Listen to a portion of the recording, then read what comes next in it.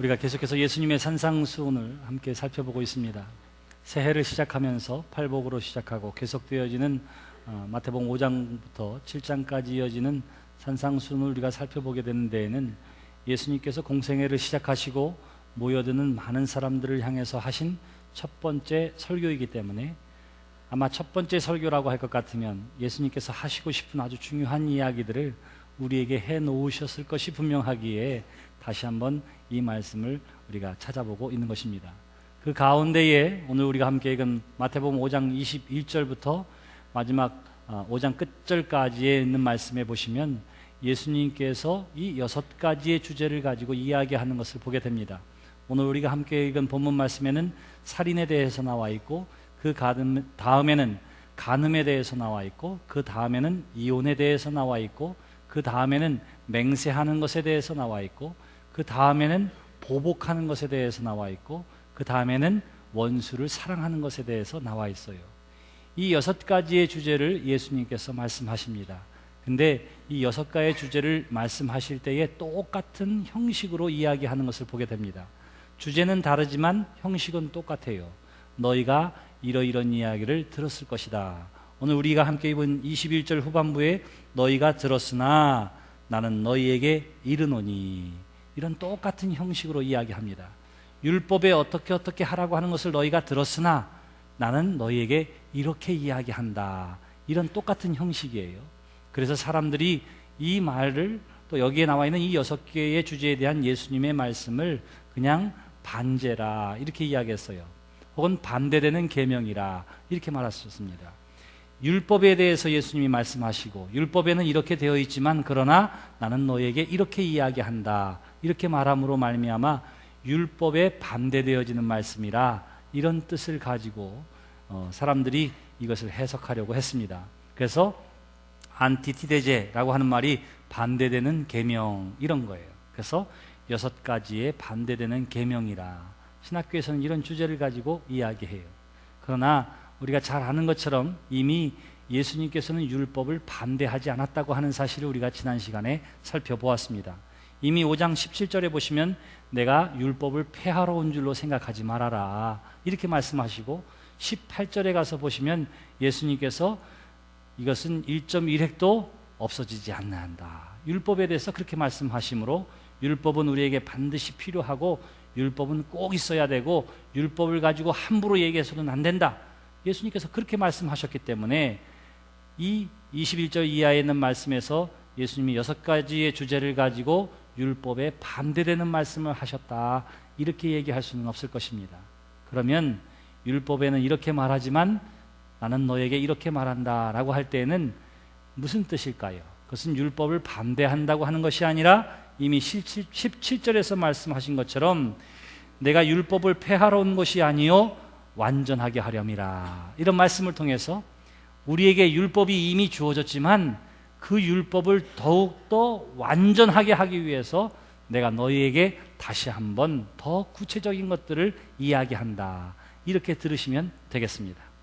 왜 예수님께서 이렇게 말씀하셨느냐 하면, 오늘 말씀 살인하지 말라 하는 것은 하나님께서 우리에게 주신 10계명 가운데의 6번째의 계명입니다. 사람을 죽이는 일이 쉬운 일이 아니에요. 혹시 그 해보신 적 있으세요? 물어보기 어땠는지요? 보통 사람이 할 수 있는 일이 아닙니다. 또 쉬운 일도 아니에요. 쉬운 일도 아닙니다. 제가 미국에 살 때에 권총으로 총을 쏘는 사건이 있었어요. 근데 한 사람이 따라 나오면서 한국 사람이 한국 사람을 쏘는데 총을 6발을 쐈어요. 권총을 6발 중에 5발이 몸에 맞았습니다. 그랬는데도 어떻게 되냐면 거의 2km를 뛰어갔어요. 2km를. 그리고 쓰러졌어요. 병원에 입원했습니다. 가봤더니 여러분, 총에 맞으니까 사람이 깜짝 놀라가지고 손과 발이 다 오므라들었어요. 이렇게. 그리고는 여기가 핏기가 하나도 없어요. 그랬는데도 불구하고 많은 사람들이 함께 간절히 기도함 가운데에 그분이 살아나셨어요. 세상에, 생명을 주관하시는 것은 하나님이신 줄 믿습니다. 그 하나님께서 뭐라고 말씀하셨느냐 하면, 생명을 해하는 것은 하나님이 허락하시는 일이 아니에요. 피 흘리는 것은 그가 또한 피 흘림을 당하게 될 것입니다. 하나님께서 그렇게 말씀하셨어요. 그리고는 이야기하기를 살인하지 말라고, 하나님이 주신 생명을 해하지 말라고 6번째 계명을 통해서 우리에게 주셨습니다. 그런데 사람들은 난 살인하지 않았어. 여러분들처럼 나는 살인한 적이 없고 살인하지도 않았어.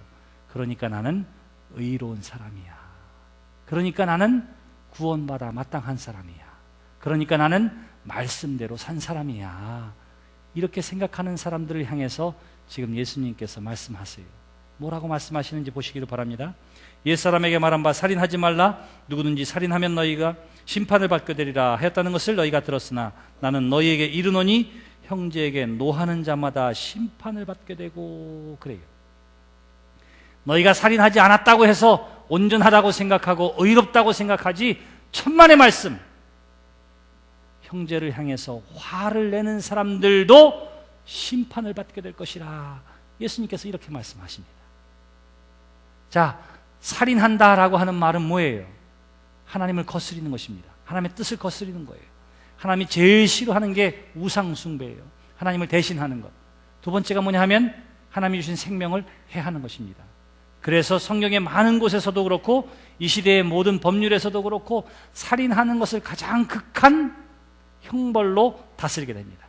살인하지 말라고 하는 계명은 만일 살인하면 거기에 상당한 보응의 대가를 받게 될 것인데, 그 대부분의 대가는 뭐예요? 그 생명을 찾는 일이에요. 찾는 일. 성경도 마찬가지입니다. 그런데 보세요. 누군가 살인을 했어요. 그것 때문에 이 사람이 받는 형벌이 뭐예요? 사형이에요. 자, 그 사형을 당하게 돼서 법적으로 그 사람에게 사형을 내리는 것은, 사형을 집행하는 것은 또 다른 살인이 됩니다. 또 다른 살인이 돼요. 이거 어떻게 해야 될까요? 사형 제도를 폐지하려고 하는 많은 사람들이 이것에 대해서 이야기하는 이유가 어디에 있느냐 하면, 살인인 때문에 사형 선고를 내려서 사형을 집행한다 하면은 그것도 법적인 또 다른 살인이라고 하는 윤리적인 이 명제 때문에 어떻게 하냐면 살인 제도를 폐지하자고 이야기하고 있는 것입니다. 법에는 그 법이 만들어진 정신이 있어요. 그래서 예수님께서도 하나님께서 살인하지 말라, 살인하는 자는 살인의 사형에 처하게 될 것이다 라고 할 때에는 무슨 말이냐 하면, 살인을 했어? 그럼 너도 죽어야 돼 라고 하는 것 이전에 강력한 법을 제정한 법의 정신이 있어요. 그것이 뭐냐면 살인이라고 하는 것이 이토록 큰 범죄임을, 그래서 절대로 살인을 저지르지 말라고 하는 데에 본래의 뜻이 있는 것입니다. 여러 가지 이유들이 있어요. 살인에 여러 가지 이유가 있습니다. 그럼에도 불구하고 어떻게 해야 된다고요? 살인하면 안 된다라고 하는 사실을 우리에게 분명하게 가르쳐 주려고 하는 거예요. 그런데 사람들이 나는 살인한 적 없으니까 괜찮아 라고 하는 사람들을 향해서 예수님께서 말씀하시는 거예요. 형제에게 화를 내는 사람도 심판을 받게 될 것이라, 이렇게 이야기합니다. 예수님께서 보시는 건 뭐예요? 살인이라고 하는 것은 드러난 행동의 결과를 이야기합니다. 근데 예수님은 그런 결과에 대한 계명의 말씀에서, 그러나 나는 이렇게 이야기한다. 형제에게 화를 내는 자도 심판을 받게 될 것이다 라고 이야기함을 통해서 행동이 드러나게 된 마음의 상태를 감찰하라고 예수님께서 우리에게 말씀하고 있는 거예요. 살인이라고 하는 행동이 나타나게 된 것이 뭐냐면 그 사람의 마음의 상태, 감정의 상태에 있다고 하는 사실을 예수님께서 보신 것입니다. 그리고 말씀하세요. 심지어는 뭐라고 얘기하느냐면 이렇게 이야기합니다. 계속되어지는 말씀 가운데 형제를 대하여 라가라 하는 자는 공회에 잡혀가게 되고 미련한 놈이라 하는 자는 지옥불에 들어가게 되리라. 라가라 하는 것은 욕이에요. 욕, 골빈 놈, 이런 뜻을 가지고 있어요. 저 정신 못 차리는 놈, 바보 같은 놈, 이런 거예요. 자, 이렇게 욕을 하는 사람도 어떻게 된다고요? 심판을 받게 될 것이요 더더군다나 지옥불에 들어가게 되리라, 이렇게 이야기. 자, 행위라고 하는 것은 겉으로 드러난 것입니다. 말로 지금 욕하고 있지요. 이 말도 겉으로 드러났어요. 뭐가 드러났어요? 마음의 상태가 겉으로 드러난 것입니다. 마음의 미움이, 마음의 화가, 마음의 멸시가 욕으로 드러나게 된 것이에요. 그 미움이 화로 드러나서 바깥으로 드러나게 된 것이 뭐냐 하면 살인하는 거예요. 율법에 의하면 드러난 행동이 그렇지 않으면 문제 삼지 않아요. 근데 예수님께서는 뭐라고 말씀하시냐면 율법은 그렇지만 그것을 온전하게 이루기 위해서는 너희 마음의 상태를 살펴봐야 한다. 예수님께서 그렇게 말씀하시는 것입니다. 마음으로는 죽일 놈 하는데 내가 그래도 목사고 교인인데 할렐루야 반갑습니다. 이거는 지옥에 가게 될 것이라 이렇게 말씀하고 있는 거예요. 겉으로는 활짝 웃으면서 이야기하지만 속으로는 멸시하고 천대하고 저런 놈이 나한테 뭐라고 이야기하는 게 말이 안 돼 라고 품은 그 생각을 가지고 주님이 지금 말씀하고 있는 거예요. 그러므로 저와 여러분들이 나는 살인한 적 없습니다, 나는 누군가를 해코지한 적도 없어요 라고 이야기한다 하더라도 예수님께서 말씀하십니다. 너희의 마음을 보아라. 너희의 감정을 살펴보아라. 만일 너희가 무엇인가에 화를 내고 누군가에 미워하는 마음을 가지고 있다면 그 또한 지옥불에 던져지게 될 것이라 이렇게 이야기를 하고 있는 것입니다. 그리고는 예수님께서 계속해서 말씀하세요. 그 다음 말씀을 보시기를 바랍니다. 그러므로 그래요, 예물을 제단에 드리려다가 거기서 내 형제에게 원망 들을 만한 일이 있는 것이 생각나거든. 그래요. 자, 중요한 말 가운데 하나가 있는데 생각나거든이라고 하는 말이에요. 생각나거든. 대부분 상처는 누가 받는지 아세요? 좀 내성적인 사람이 대부분 상처받아요. 난 뒤끝 없어, 화끈한 사람이야. 이런 사람들은 지는 상처받을지 받지 않을지 모르지만 남한테 상처를 줘요. 화가 났다고 지가 하고 싶은 말 다 해버려. 그리고는 아파하는 것을 보고 뭐라 그러죠? 그래, 내가 좀 심했나 본데 미안해, 사과할게, 용서해, 알았지? 그래. 딱 돌았으면 자기는 다 잊어버렸어요. 하고 싶은 말 다 했으니까 뭐예요? 마음에 맺힌 것도 없어요. 그러면 그 얘기를 따다다다다 들은 그 사람은 어떻게 될까요?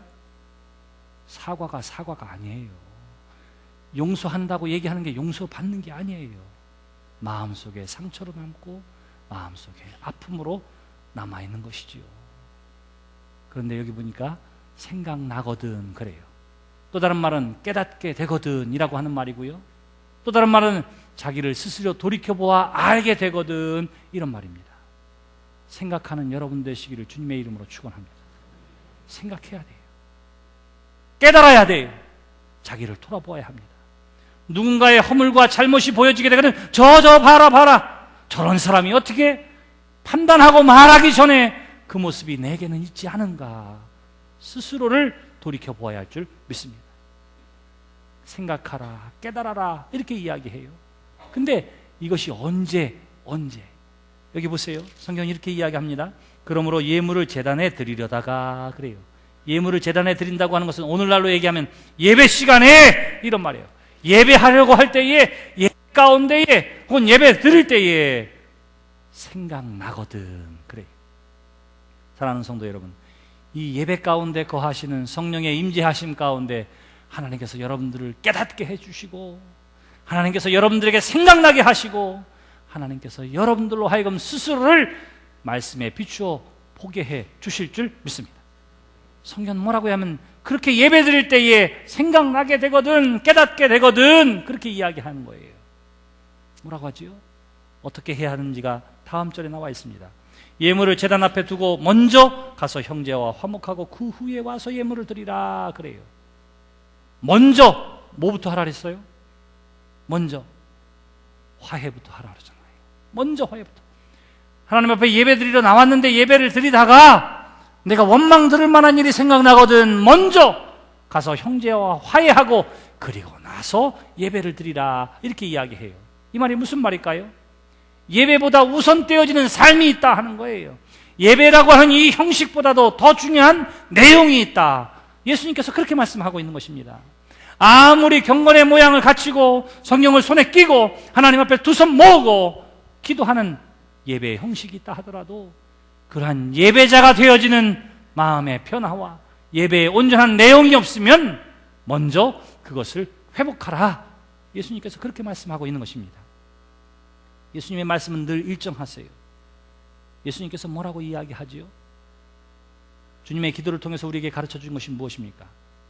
우리가 우리에게 죄 지은 자를 우리가 용서해 준 것 같이 우리 죄를 용서해 주옵시고. 순서가 어디에 있어요? 하나님 나의 죄를 용서해 주세요가 아니라 어떻게 한다고요?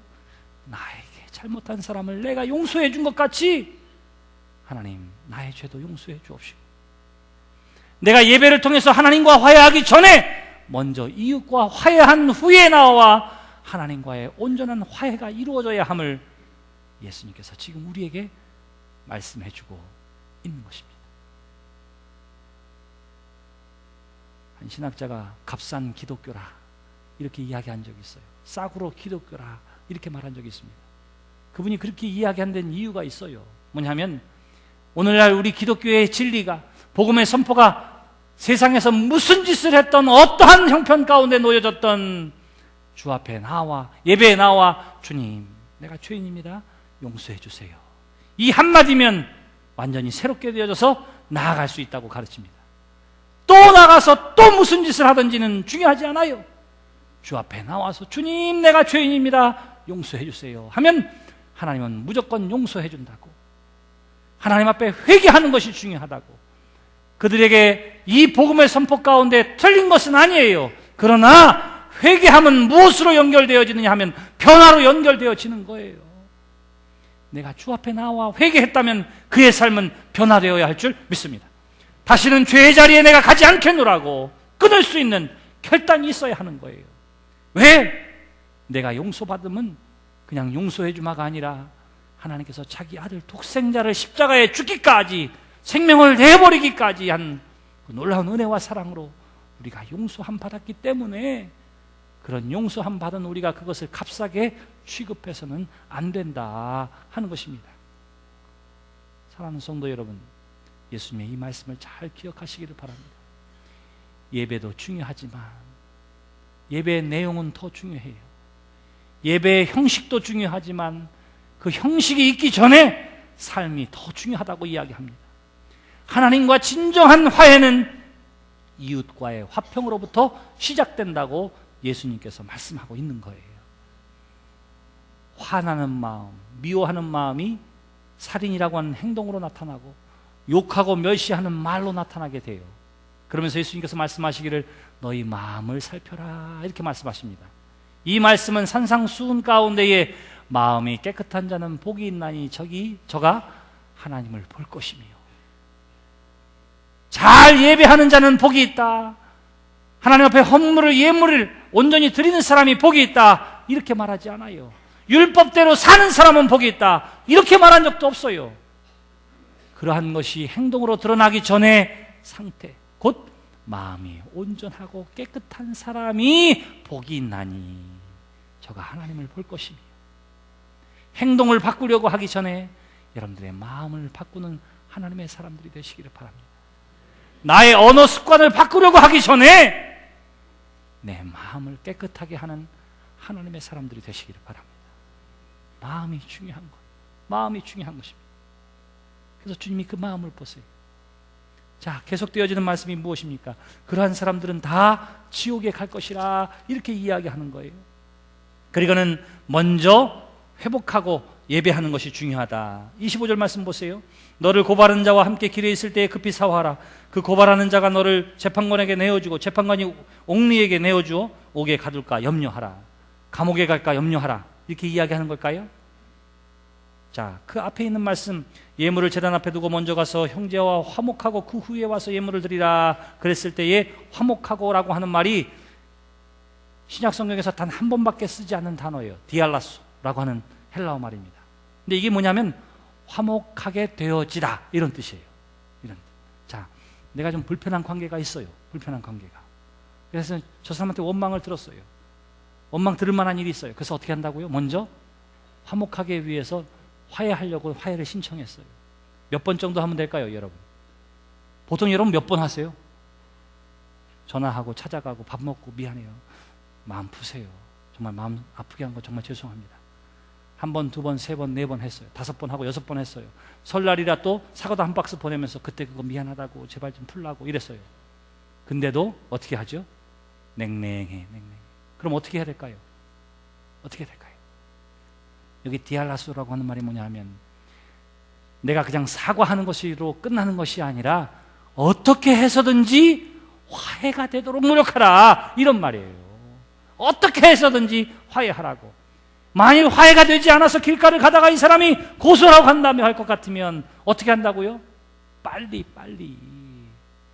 화해하는 일에 우선을 두라고 예수님께서 우리에게 말씀하고 있는 것입니다. 성경은 산상수훈에서 또 이렇게 이야기하지요. 화평케 하는 자는 복이 있나니 저가 하나님의 아들이라 일컬음을 받게 될 것이며. 그래요. 하나님의 아들이라고, 하나님의 자녀라고 일컬음 받는 사람이 누구라고요? 화평케 하는 사람이에요. 평화를 만드는 사람이에요. 단절된 관계를 회복시키는 사람이 하나님의 자녀가 되어지는 줄 믿습니다. 매우 중요해요. 매우 중요합니다. 믿음의 가정인데도 불구하고 이제 얼마 안 있으면 설날에 온 가족들이 다 모이지요. 재산 문제 때문이 되어졌던 어떤 문제가 되었었던지 간에 불편한 관계들이 있을 거예요. 그때에 먼저 평화를 만들고 화평케 하는 데 쓰임받는 저와 여러분들이 되시기를 주님의 이름으로 축원합니다. 주님이 말씀하세요. 화평케 하라고. 여러분들의 마음을 살피라고 주님이 말씀하세요. 나는 살인한 적 없습니다.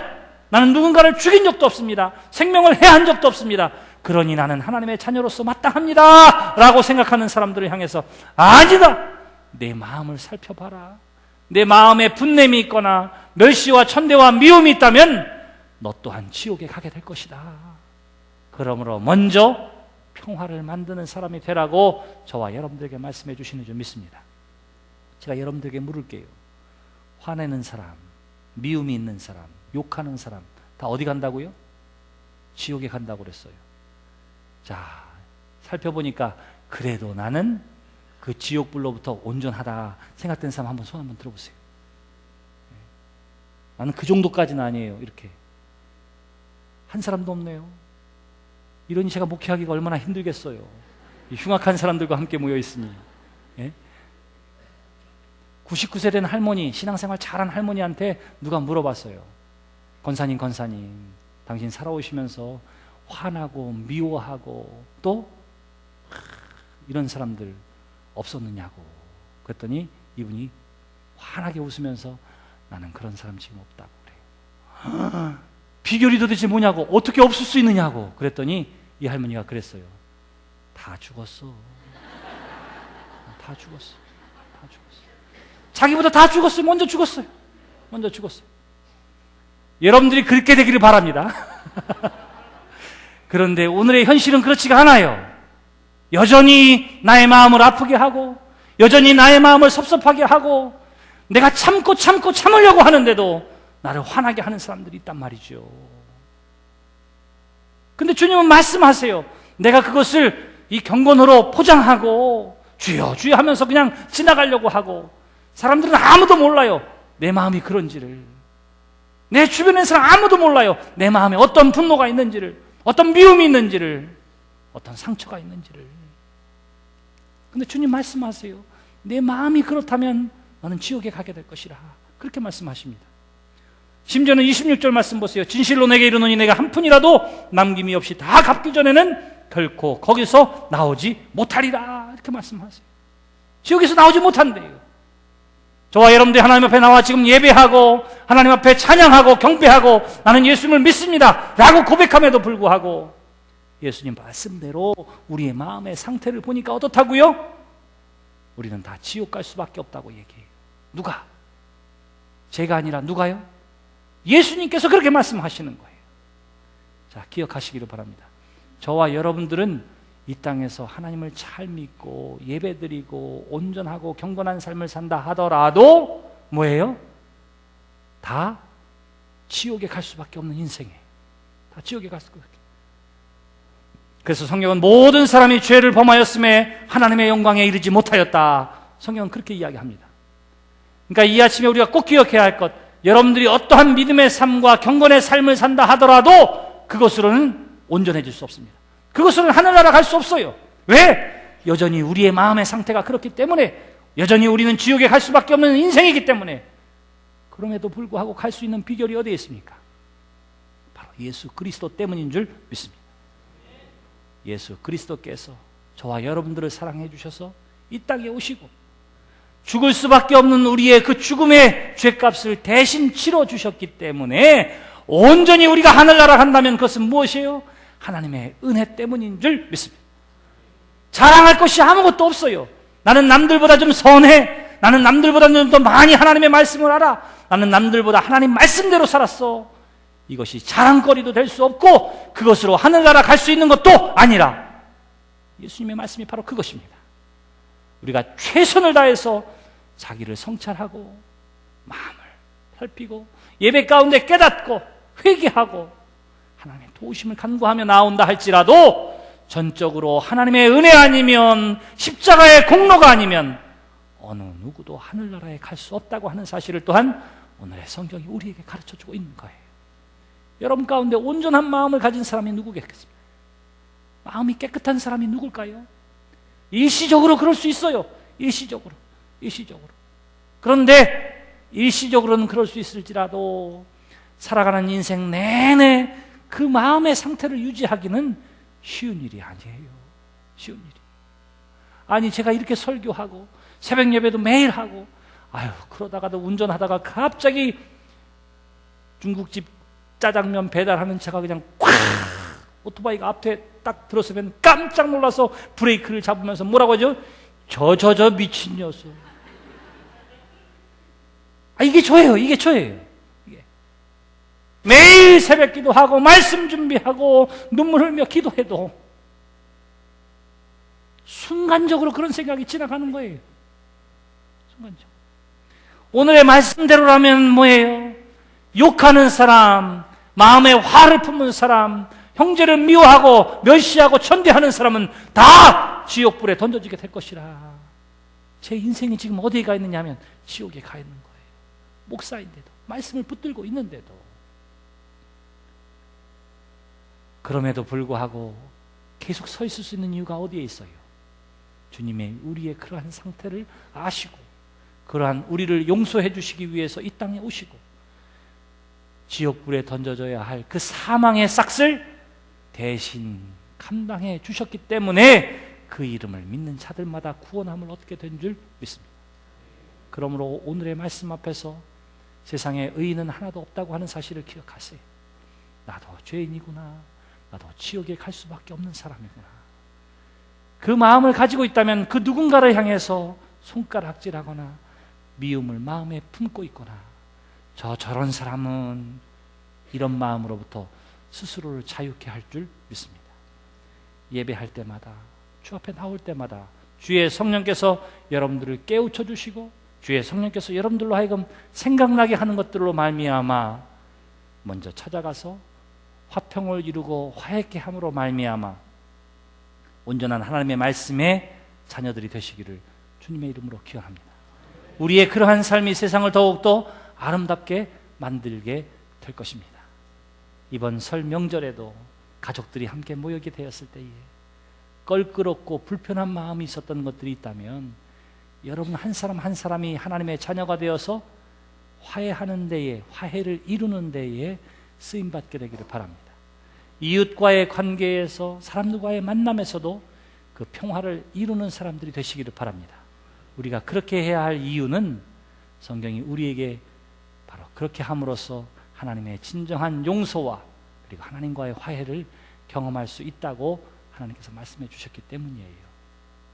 화평케 하는 하나님의 사람들, 마음을 늘 다스리고 자기 성찰을 통해서 하나님께 한 걸음 더 나아가는 사람들, 조항으로 나와 있고 성문화되어 있는 이 율법을 뛰어넘는 하나님의 자녀된 여러분들이 되시기를 주님의 이름으로 축원합니다. 기도합시다. 에베소서를 통해서 우리에게 주시는 말씀처럼 화를 낸다 하더라도 죄가 되지 않게 하시고 그 화를 해가 질 때까지 품지 않는 사람들 되게 해 주시옵소서. 진정한 평화를 일구어내는 하나님의 사람들이 되게 해 주시옵소서. 내가 오늘도 완전한 의인 될 수 없음을 성경을 통해서 우리에게 깨우쳐 주시는 줄 믿습니다. 내가 살인하지 않았다고 해서 다른 사람들을 멸시하거나 천대하거나 정죄하는 것은 또한 하나님의 뜻이 아님을 우리로 하여금 깨닫게 하여 주셔서 형제와 이웃과 성도들과 화해하고 사랑을 나누는 하나님의 자녀된 우리 모두가 되게 해 주시옵소서. 예수님의 이름으로 기도드렸습니다.